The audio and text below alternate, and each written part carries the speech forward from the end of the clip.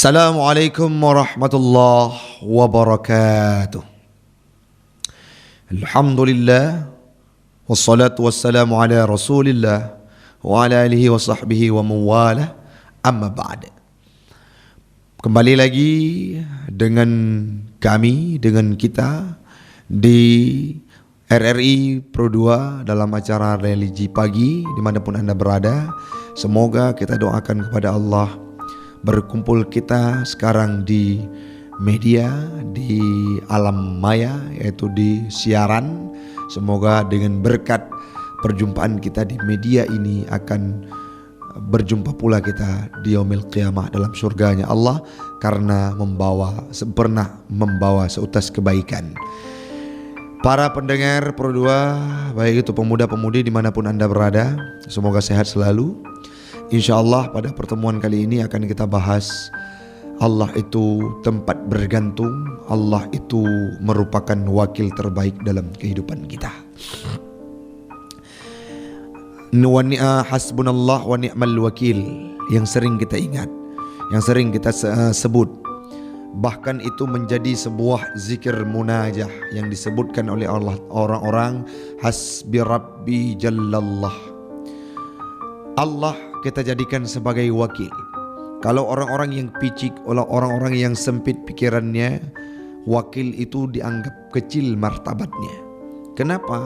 Karena diumpamakan seperti wakil ketua.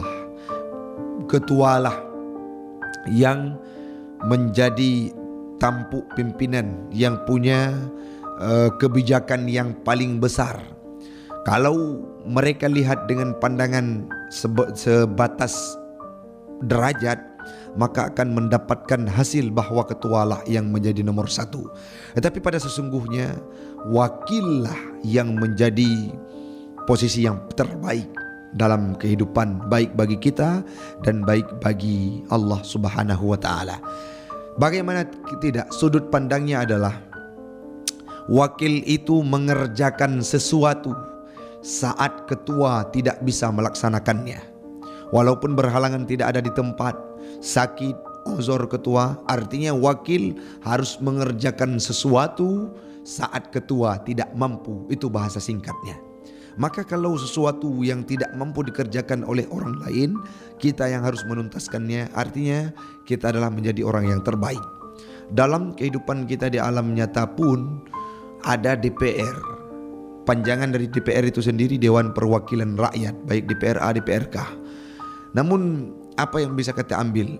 DPR, Dewan Perwakilan, kalau secara jabatan lebih besar mereka dibandingkan rakyat jelata. Semua kebijakan-kebijakan diambil oleh mereka. Maka dalam kehidupan nyata pun wakil itu menempati satu tempat yang istimewa dan yang baik. Maka bagaimana kalau kita nisbahkan kepada Allah? Wa ni'mal wakil, ni'mal maula wa ni'man nasir. Allah Ta'ala itu sebaik-baik wakil. Bagaimana maksudnya? Allah Ta'ala itulah tempat zat maha yang kita limpahkan semua aktivitas, kegiatan, semua hal yang kita sebagai hambanya sudah tidak sanggup dan tidak mampu, maka Allah lah yang merupakan wakil. Kita serahkan kepada Allah Ta'ala untuk mengurus masalah kita yang sudah kita tidak mampu menjalaninya.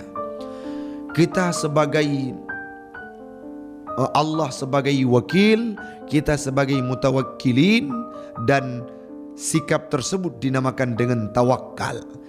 Apa itu definisi tawakal? Tawakal tu 'ala Allah, disebutkan oleh orang-orang tawakal tu 'ala Allah, berserah diri kepada Allah. Bukan semena-mena kita berserah diri secara langsung, tapi lakukanlah aktivitas yang perlu dilakukan. Baik itu suatu hal yang akan kita kerjakan, lakukan dulu. Setelahnya kalau kita sudah tidak mampu, serahkan diri kepada Allah, karena Allah wa ni'mal wakil, ni'mal maula wa ni'man nasir.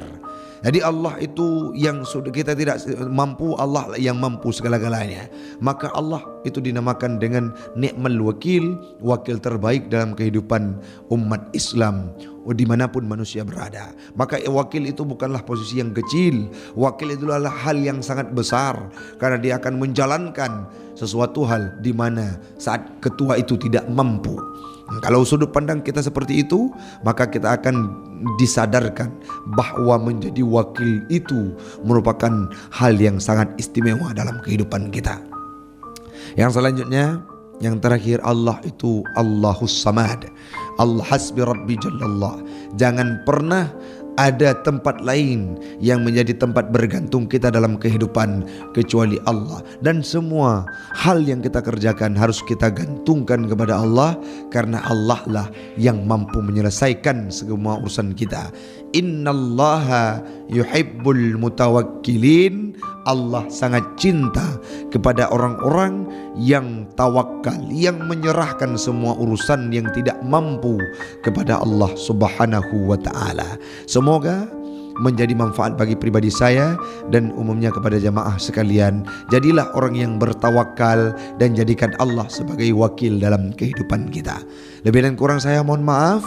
Hadanallahu wa iyyakum ajma'in. Assalamualaikum warahmatullahi wabarakatuh.